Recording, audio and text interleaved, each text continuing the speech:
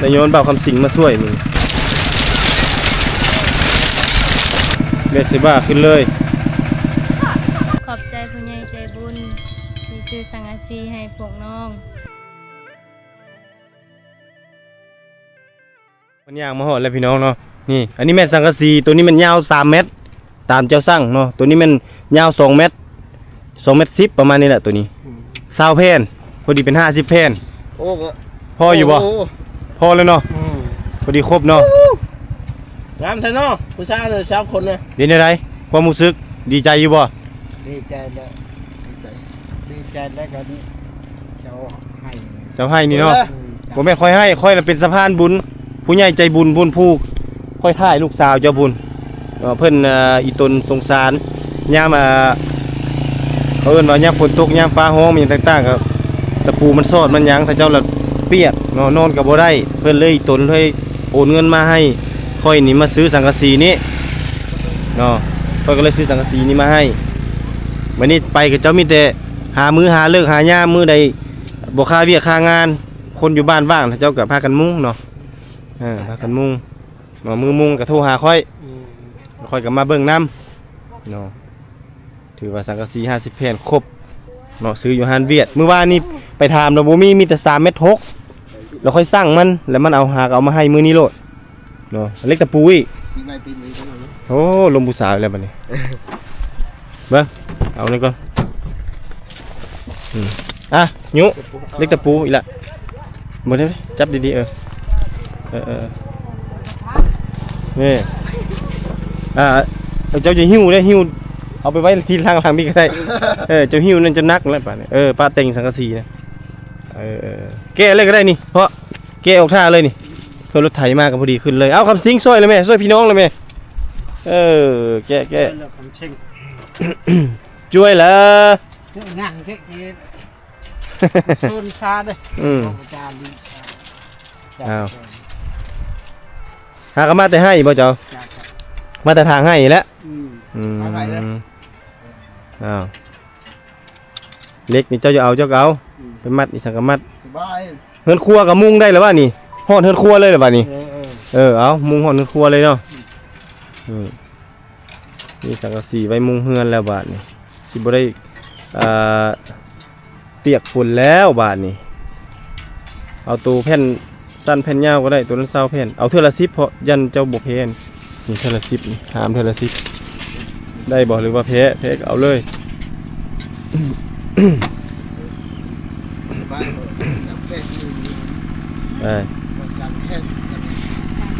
เนี่ยก็ดีๆนะรถกระเจี๊ยรถจักรจะเห็นเฮียได้กระเจี๊ยรถอะไรจนเห็นเฮียอะไรแล้วมื้อนี้ผมเห็นได้ติดสตาร์ทได้ยูว่ะอ้าวโค้งเลยมันนี่เลย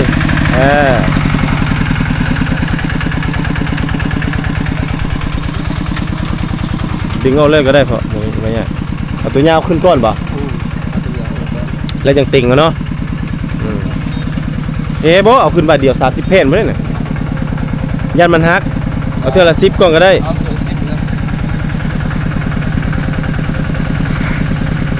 โอ้รถไหนอยู่นี่ไหนเห็นบ่บูเสลิดสาว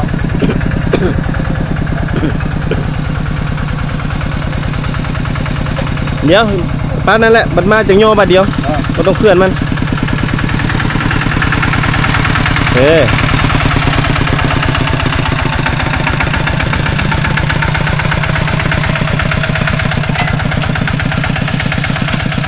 ไปอีก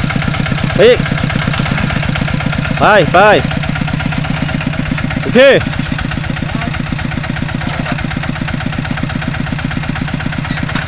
มาได้บ่มาทำจริงหามช่วยเลยบุมดเดี๋ยวเฮ้ยมันนักเลยโทษเลยได้นายเราเอาสิบนะมาช่วยเลยรากไว้เพื่อบนนั้นเอาได้โบเพได้ทั้งหน้าพุ่นโอ้ยเอา30 แผ่นบ่ได้นักเลยค่อยๆได้บาทได้โอ้ยค่อย ไป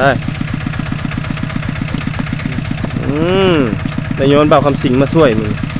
เป็นพระเอกแล้วเจ้ามึงนี่คำสิงเอ้ยอ้ายก็รอเนาะ ปล่อยควายเขาคอกมือ ควายคอก ดอก ยังจะโตควายเจ้า สาวเอ็ด โตลายเท่ควาย21ตัวของเจ้าบ่หรือว่าของพ่อแม่ คุณพ่อแม่ได้ ของพ่อแม่เนี่ยของเจ้าเนี่ยเนาะไปขายแต่งเมียเนาะ ขายตัวหนึ่ง บัดแต่งเมียดิขายอีกเนาะมาไปได้ป่ะสองคน ได้แล้วกะเอี้ยนกะบาด ค่อยเลยเอาบาดเด้อมือเด้อระวังเด้ออ้าวเล็กตะปูเอามาอีเล็กตะปูทำจริงเอาขึ้นแน่ๆฝาท้ายรถขึ้นแน่ค่อยโอเคไปเขาจะขึ้นน้ำเจ้าได้ เยอะก่อนไม้ บ่สิเข้าในบ้านก่อนกินรถตอกพี่น้องวันนี้เปลี่ยนบรรยากาศรถปะนี่ก่อน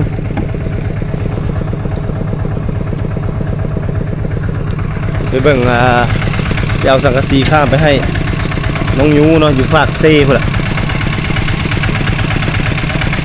อ๋อรถคนไทยขบวนคาราวานเพิ่นก็มาเพิ่นมาเบิ่งทางเพื่อจะเอาขบวนคาราวานมาไปเบิ่งเรือใหญ่เรือบักแต่สมัยสงครามเวียดนามพี่น้องประมาณนี้เพิ่นก็มาคือกันขออนุญาตถ่ายคลิปเด้อรถอุดรธานีมาจากจังหวัดอุดรเนาะ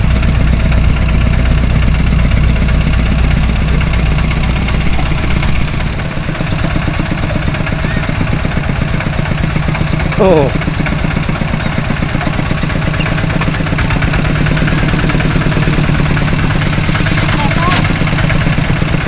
ไม่ใช่ผู้สาวไม่ใช่ไม่เท่า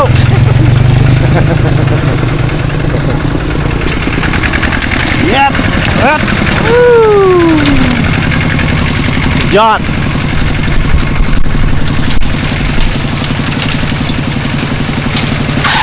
โอ้เฮ็ดอันนี้มาดิ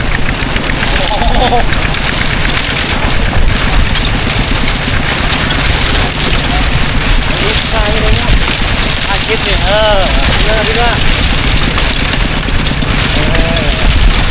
กาดย้อนยุคที่ก็ใช้สร้างตัวแต่เดียวเลยแต่เดียวเนี่ยนี่ก็ติ่งเลยโอ้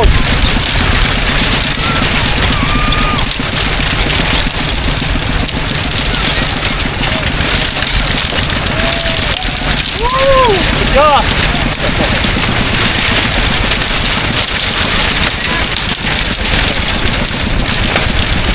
โอ้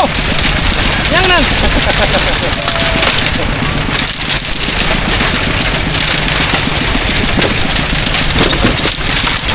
โอ้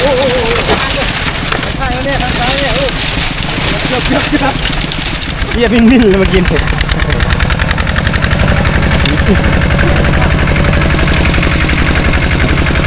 รรยากาศแจ้งเอาลงพี่น้องพักอะไรอยู่บรรยากาศดีบ้านไม้ไผ่แจ้งเอาลง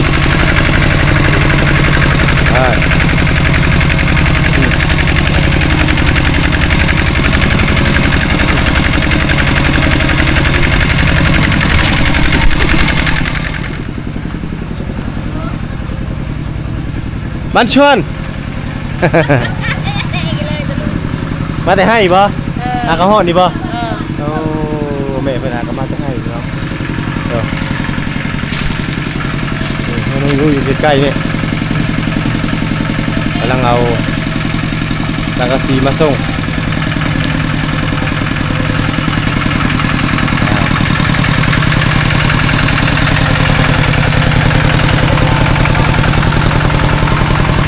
สังกะสีมาแล้วเด้อพี่น้องเด้อ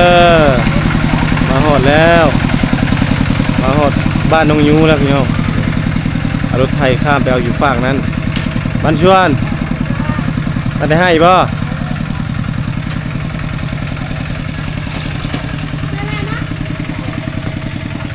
ไปมาพี่ยูเอ้ย มา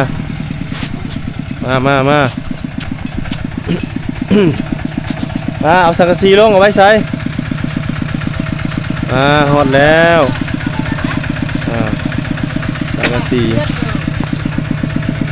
50 แผ่นฮอดแล้วบ้านน้องยู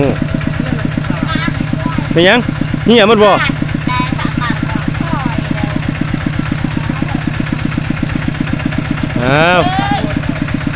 ได้เงินงามแล้วบ้านนี้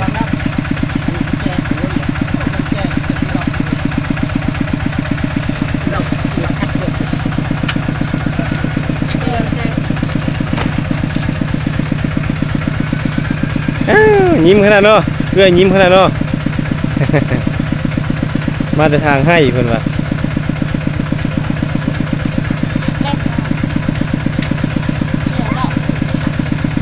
เอาลงเถอะเอาดึงซอยเล่าเนี่ยดึงโมเพสได้นั่นเด้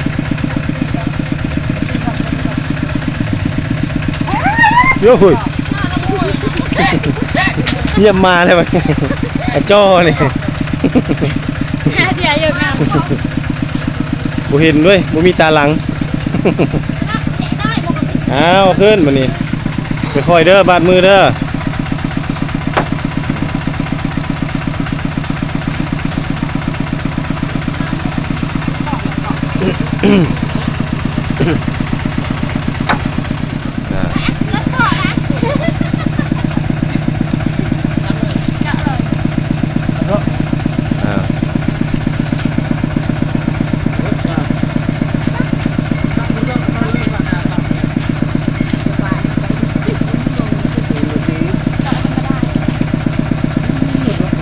มันห่อเดียวก็ได้นะ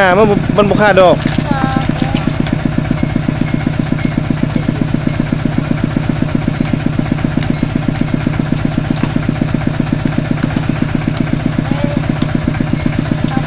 เลยเอาได้บ่เป็นโก้ไว้ก่อนเราก็โก้ไว้อย่างสบายเพิ่นว่าค่อยๆเด้อ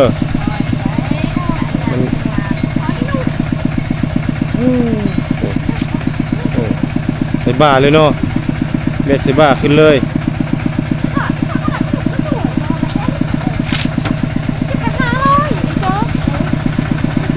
ตัวนี้30 แผ่นตัวนี้30นี่เอาไปเท่าละ10ก็ได้น่ะหมดเลยบ่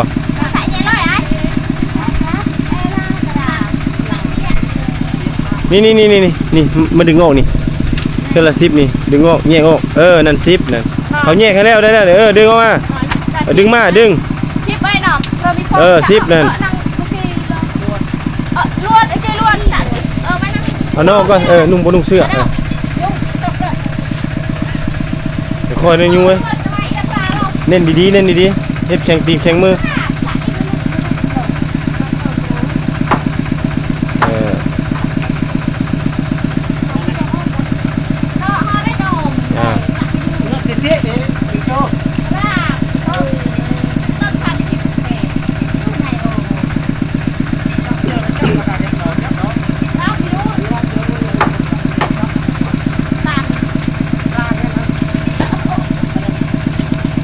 ค่อย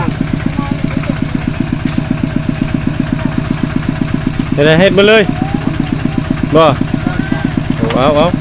มือเด้อค่อยๆเด้อมือเด้ออย่าบอกแม่โอ้ยเหยียบไม้แล้วโอ้ยบ่ได้นะเฮ้ยย่านดิเอาแย่นี่บ่ดูก่อน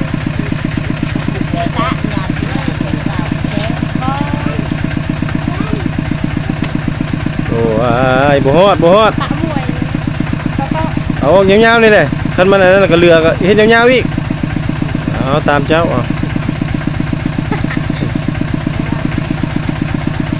โอ้มันลูดเลยได้ไหนมันลูดเลยได้ไหน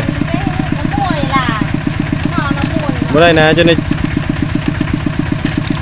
เสียวๆนั่นเด้เอาแม่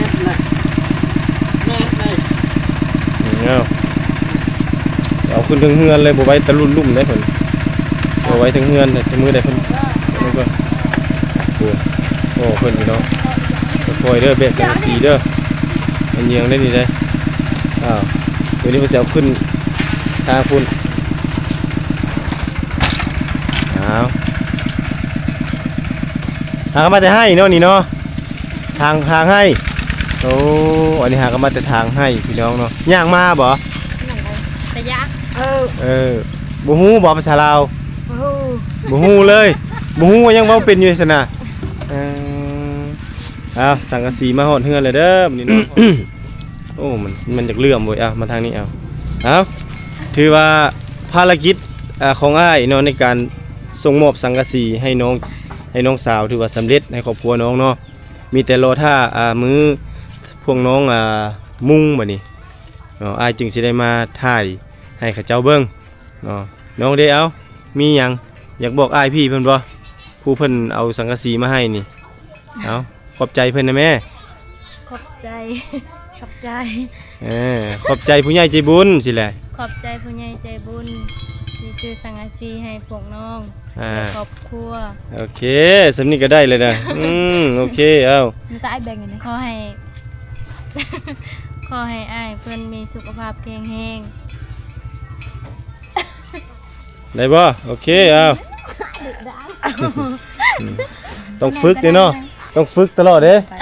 ต้องฝึกต้องมาตลอดเด้นะไปขึ้นไปเทิงพวกมึง เห็นก่อ ไป น เห็นกล้องละอายลืมมาเลยอายเนาะเห็นกล้องละอายฮะบ่เป็นหยังน่าเพิ่นหากมาเตอันนั้นเลยนี่เนาะหามาเตให้แต่สวนเลยพี่น้องเนาะอันนี้บ่ตะไม้ไปตัดเมื่อวานนี่โอ้งามอยู่เนาะยอดตะไม้นี่เนาะยอดตะไม้อยู่สวนเพิ่นสวนตัวใดนี่สวนนั้นนะครับบ่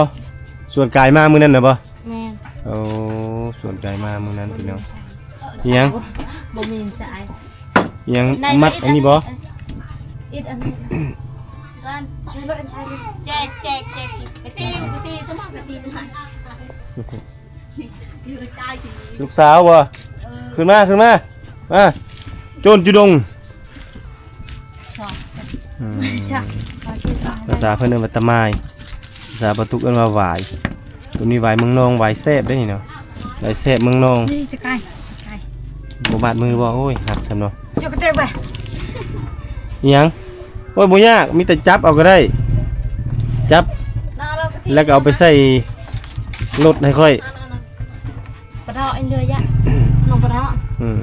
ว่าไหม พี่น้องเพิ่นมีหยังเพิ่นก็เอาให้เฮานี่พี่น้องอันนี้เพิ่นสิเอาไว้ให้บ่ตุกค่าบ่ตุกมาส่งอันสังกะสีเพิ่นว่าน้ำใจเล็กๆน้อยๆเงินคำบ่มีแต่นี่แหละสิ่งใดที่เพิ่นมีเพิ่นก็ให้พี่น้องเฮาก็บ่ได้ขออีหยังจากเพิ่นมากมายไก่กองเนาะแต่ว่าอันนี้น้ำใจนี่แหละของพี่น้องเผ่าบรูเฮา ชอบผัดกินชอบอกนางเลยอย่างหุ่นจองชัตตะกี้แชนชามชีพ ย่าง130 จะ ปลูกลายบ่ฮะ น้ำนี่ จะว่ายังกินนี่ลืมแล้ว คือว่า130 ว่าอยากเก็บมะพร้าวไปขึ้นไปได้ โอ้มะพร้าวโอ้ยาแล้ว เป็นหยังมันสูงอย่าไปหาขึ้นได้มะพร้าวได้กกสูงๆคนกกต่ำสิบ่ว่าดอกสูงหลายกะย่าน เจอเรง ไหนบ่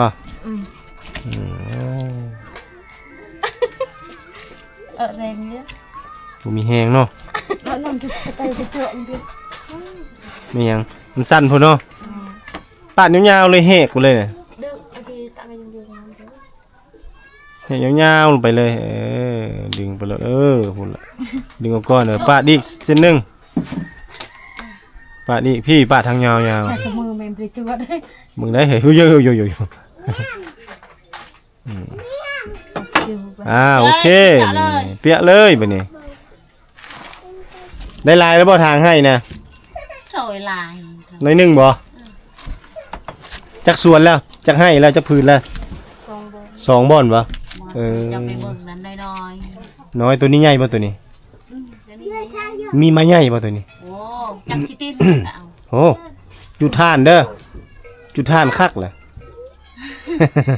ยันบ่เพใหญ่ โอ้ยยังบ่แพ้มันใหญ่นั่นจุท่านน่ะเนาะ นี่ก็เคาะเอาจักเขาบ่เพเลย โอ้ขอจักเขามาบักเนาะ เออ นี่เขาก็มาแต่ให้พี่น้องเนาะเอามาพี่ใส่แล้วพ่อเจ้าเด่นอยู่ไส ก็ มาอยู่มานำกันหมดนั่นมานำกันหมดเลยอย่า พี่ว่าอะไร ไปเข้าไปในพากันเข้าไปปู้ดีใจขนาดเนาะแม่มาฮะโลดอ้าวใช่แล้วพ่อเด้อยู่ลุ่มบ่มาแล้วหมอเย็ดเด้อว่าเย็ดเด้อไปเด้อเลยเนาะโอ้เจาะตรงกระตุงนั่นหมอมาจะไปเย็ดเด้อบ่ฮะจะแพงเนาะนี่เนาะเดี๋ยวนี้เนาะไปเย็ดเด้อมาได้นี่ได้อาบน้ำมาพร้อมเนาะน้องน้อยในชนบทเป็นแล้วนี่พี่น้องวิธีชีวิตพระเจ้านี่อันนี้ก็เป็นไผ่ได้นี่เนาะมาแล้วก็หาบน้ำวิธีชีวิตเรียบง่ายนี่